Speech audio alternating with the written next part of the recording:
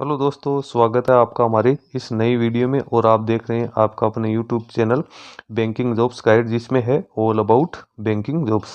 Bank of Baroda, जो कि एक देश की एक बड़ी नेशनलाइज्ड बैंक है, इसके द्वारा रिक्रूटमेंट निकाली गई है। परमानेंट पदों के लिए ये रिक्रूटमेंट है वो निकल गई है, जिसमें यहाँ पे वेरियस पदों के लिए यहाँ पे जैसे ह्यूमन रिसोर्स की रिक्रूटमेंट है वो निकाली गई है। कॉर्पोरेट और इंस्टीट्यूशनल जो क्रेडिट डिपार्टमेंट है उनके लिए इसका एडवर्टीजमेंट वो 10 अक्टूबर 2025 को इसकी ऑफिशियल वेबसाइट पे पब्लिश कर दिया गया। तो एलिजिबल कैंडिडेट है वो आप सारा एलिजिबिलिटी क्राइटेरिया चेक कर सकते हैं। तो खास तौर से ऐसे कैंडिडेट जो कैंडिडेट बैंकिंग सेक्टर की तैयारी करें, जिन कैंडिडेट के पास में बैंकिंग सेक्टर में काम करने का नॉलेज है, जिन कैंडिडेट के पास में अच्छी खासी एजुकेशन क्वालिफिकेशन, तो ऐसे कैंडिडेट इस वैकेंसी में अपना एप्लीकेशन फॉर्म सबमिट कर सकते हैं। एप्लीकेशन फॉर्म भरने का लिंक है वो भी ऑलरेडी एक्टिवेट हो चुका है। तो दोस्तों, सारी जानकारी इस वीडियो में आप लोगों के साथ मैं शेयर करने वाला हूं। तो यहाँ पे इसकी ऑफिशियल वेबसाइट पे जैसे आप आओगे तो आपको इसका डिटेल एडवर्टीजमेंट देखने को मिल जाएगा। इसके ऊपर आपको यहाँ पे जैसे आप क्लिक करोगे तो पेन इंडिया के लिए ये रिक्रूटमेंट निकल के आई है, और टोटल 50 पदों के लिए यहाँ पे रिक्रूटमेंट निकाली गई, जिसका एप्लीकेशन फॉर्म है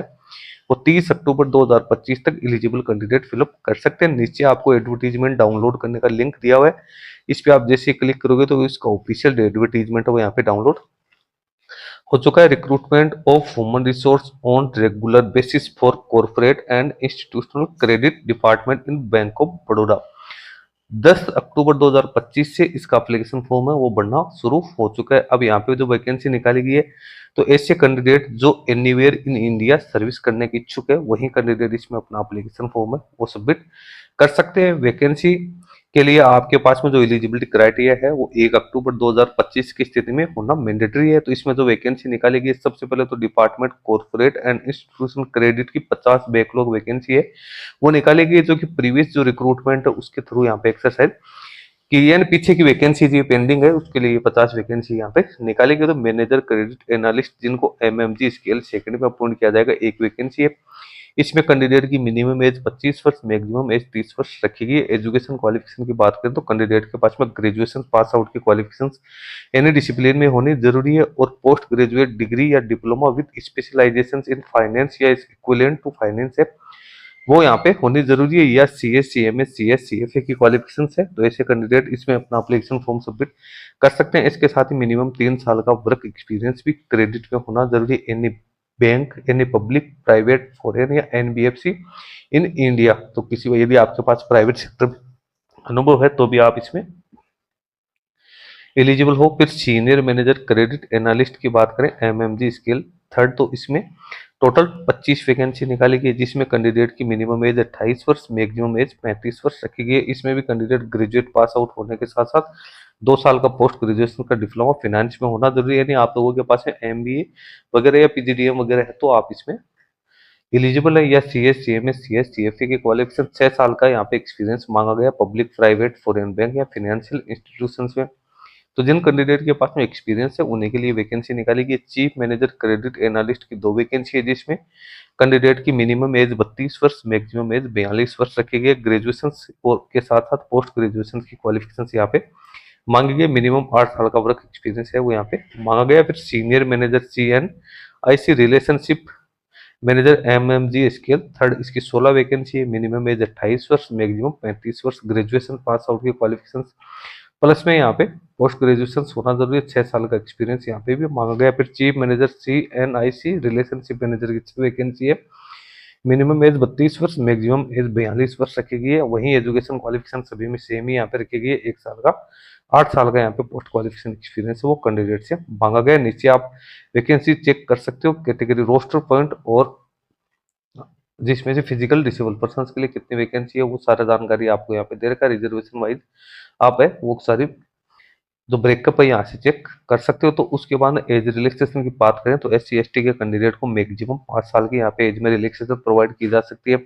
ओबीसी एनसीएल को 3 साल की, फिजिकल डिसेबल पर्सन को 10 से 15 साल की, एक सर्विसमैन कैंडिडेट और 1984 से जो पीड़ित है उनके लिए 5 साल की यहाँ पे एडिशनल छूट रहने वाली। अब एप्लीकेशन फी की बात करें तो जनरल ईडब्ल्यूएस ओबीसी कैंडिडेट्स के लिए 850 प्लस जो भी जीएसटी एप्लीकेबल है वो रहेगी, और S C S T physical disable person, एक सर्विसमैन, डीईएसएम वुमन कैंडिडेट के लिए ओनली 175 रुपये यहाँ पे रहने वाले हैं। तो उसका पेमेंट कैंडिडेट को करना है। ऑनलाइन मोड में कैंडिडेट यहाँ पे पेमेंट कर सकते हैं। लोकेशन ऑफ पोस्टिंग की बात करें तो एनीवेयर इन इंडिया के किसी भी ब्रांच या ऑफिस में कैंडिडेट की पोस्टिंग है वो की जा सकती है। अब पे स्केल की बात करें तो एमएमजी स्केल सेकंड में 64,820 से लेकर 93,960 की स्केल मिलेगी। एमएमजी स्केल थर्ड में 85,920 से 1,05,280 की स्केल आपको मिलेगी। एसएमजी एस फोर्थ की बात करें तो 1,02,300 से लेकर 1,20,940 की स्केल मिलेगी। तो सैलरी तो यहाँ पे आपको काफी ज्यादा है, यानी हाई पेड सैलरी वाली ये जॉब है, जिसमें आपसे वर्क एक्सपीरियंस तो मांगा गया है लेकिन उसमें सैलरी भी आपको उतनी ही अच्छी मिलने वाली है। परमानेंट रिक्रूटमेंट है, सबसे बड़ी बात ये है। इसके अलावा जो अदर अलाउंसेज है वो भी सब आपको यहाँ पे पेड किए जाएंगे। क्रेडिट हिस्ट्री है वो 680 इससे ऊपर होनी जरूरी है। जो आपका सिविल स्कोर है वो 680 या इसके ऊपर होना जरूरी है।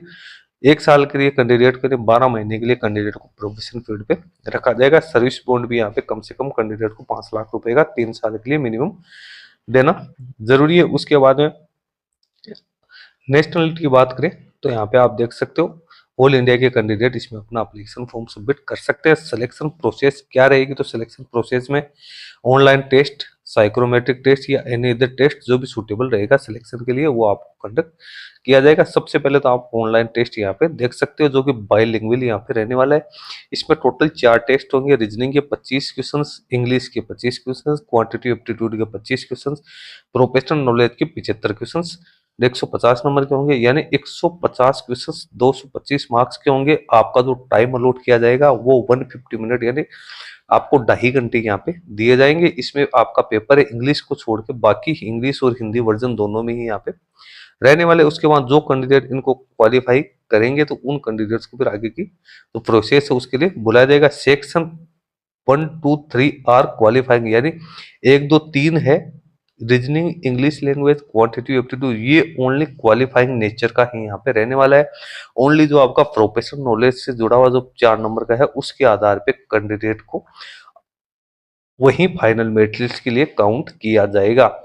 मिनिमम क्वालिफाइंग मार्क्स है वो ईच सेक्शन में 40%, जनरल ईडब्ल्यूएस कैटेगरी के लिए, अदर कैटेगरी के लिए 35% है वो प्राप्त करना जरूरी है। तो ये तो हो गया इसका जो सिलेक्शन प्रोसेस है, उसमें ऑनलाइन टेस्ट के बारे में जो जानकारी थी वो। एग्जामिनेशन सेंटर, उसके बाद जो कैंडिडेट क्वालिफाइंग उन कैंडिडेट को जीडी इंटरव्यू के लिए बुलाया जाएगा। तो उसके लिए एग्जामिनेशन सेंटर कहाँ कहाँ रहेंगे, तो जो ऑनलाइन एग्जाम का सेंटर आप यहाँ पे देख सकते हो कितने है। बायोमेट्रिक डाटा कैप्चरिंग जो कि सभी बैंकिंग जो रिक्रूटमेंट्स होती है उसमें आपको वेरीफाई करने के लिए किया जाता है। मोबाइल फोन वगैरह सब जो यानी गैजेट्स है, इलेक्ट्रॉनिक गैजेट्स, वो यहाँ पे बैन रहने वाले। Group discussion, personal interview, psychometric test या एनी अदर जो टेस्ट है वो जब आप क्वालिफाई करोगे इसके ऑनलाइन एग्जाम को तो उन कैंडिडेट्स को यहाँ पे बुलाया जाएगा। ये भी क्वालिफाइंग नेचर का ही होगा, लेकिन इसमें मिनिमम 60% मार्क्स है जनरल कैटेगरी के कैंडिडेट के लिए, 55% मार्क्स है वो रिजर्वेशन कैटेगरी के कैंडिडेट को यहाँ पे प्राप्त करना जरूरी है। कॉल लेटर्स है वो आपको इसकी ऑफिशियल वेबसाइट पे मिल जाएगा। आइडेंटिटी वेरिफिकेशन के लिए आपको वैलिड आइडेंटिटी प्रूफ है वो पेश करना जरूरी है। जब आप एग्जामिनेशन हॉल में जाओगे तो उसके बारे में आपको कौन कौन से डॉक्यूमेंट्स आपके एप्लीकेबल है उसकी जानकारी दे रखी है। एप्लीकेशन फॉर्म किस प्रकार से आप फिलअप कर सकते हो, तो आप इसकी ऑफिशियल वेबसाइट www.bankofbaroda.बैंक.इन के कैरियर सेक्शन में जाके आप अपना एप्लीकेशन फॉर्म है वो सबमिट कर सकते हो। वहीं से आपकी का पेमेंट है वो कर सकते हो। तो सारी इंपॉर्टेंट जानकारी मैंने आपको दे दी है। नीचे आपको जो रोल्स और रेस्पॉन्सिबिलिटीज है वो आप लोगों को यहाँ पे बता रखी है। एप्लीकेशन फॉर्म भरने के लिए सिंपली आपको यहाँ जो अप्लाई ऑनलाइन का लिंक दिया हुआ है इसके ऊपर आपको क्लिक करना है। इसके बाद आपको यहाँ से प्रोसीड करना है। जैसे आप प्रोसीड करोगे तो यहाँ पे आपको सबसे पहले अपना रजिस्ट्रेशन करना है। उसके बाद में आपको लॉगिन करके आपको जो एप्लीकेशन फॉर्म है उसको पूरा फिलअप करके इसका प्रिंट आउट निकाल के फ्यूचर रेफरेंस के लिए अपने पास है वो सेफली रख लेना, ताकि भविष्य में कभी कोई समस्या नहीं आए। तो दोस्तों वीडियो में इतना ही। वीडियो यदि आपको अच्छा लगा तो इसको लाइक शेयर करना। कोई क्वेरी या क्वेश्चन है तो आप हमें कमेंट करके भी बता सकते हैं। चैनल को ज्वाइन नहीं किया है तो इसको ज्वाइन भी जरूर कर ले, क्योंकि इस चैनल पे आपको इस प्रकार के नई अपडेट से मिलती रहती है। धन्यवाद।